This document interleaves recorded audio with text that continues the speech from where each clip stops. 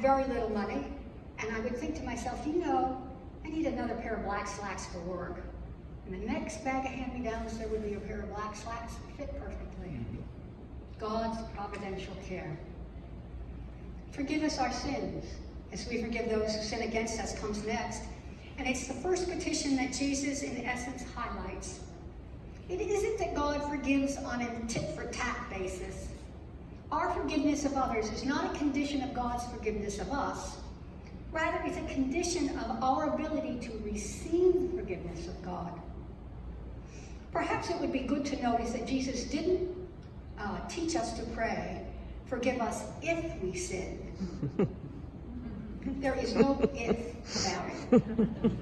And it is this no if, ands, or buts that help you and I to learn to not judge.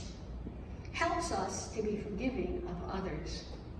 Since all have sinned and come short of the glory of God, Paul's letter to the Romans tells us. Even on the cross, Jesus prays, Father, forgive them, for they know not what they do. So we are called to forgive and accept forgiveness, for this forgiveness is for healing, reconciliation, overcoming, and ultimately a peace-filled life. Jesus teaches us to pray and lead us not into temptation, but deliver us from evil. These three petitions for ourselves contain the present, the past and present, and the future. Give us this daily bread for the present. Forgive our sins as we forgive those who sin against us for the past and present. And now, lead us not into temptation, but deliver us from evil for the future. It seems that maybe some acknowledgement by Jesus of the inherent fear we live with in this petition. Temptation is the desire to do something, especially something wrong or unwise. I hold up the unwise part. Jesus is teaching us to be wise in knowing that human life involves temptation.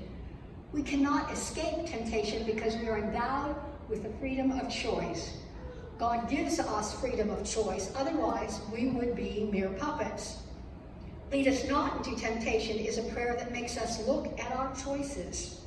What road do we wish to travel? The book of Proverbs tells us, all one's ways may be pure in one's own eyes, but the Holy One weighs the Spirit. Commit your work to God and your plans will be established. And lastly, Jesus adjures us to persevere in prayer, saying, so I say to you, ask, and it will be given you. Search, and you will find. Knock, and the door will be opened for you. For everyone who asks receives, and everyone who searches finds, and for everyone who knocks the door will be opened. Is there anyone among you who, if your child asks for a fish, will give a snake instead of a fish? Or if the child asks for an egg, will give a scorpion? Seek and ye shall find. Knock and the door shall be opened. Ask and it shall be given, and the love comes a tumbling down. And what is the overall lesson Jesus wants us to learn?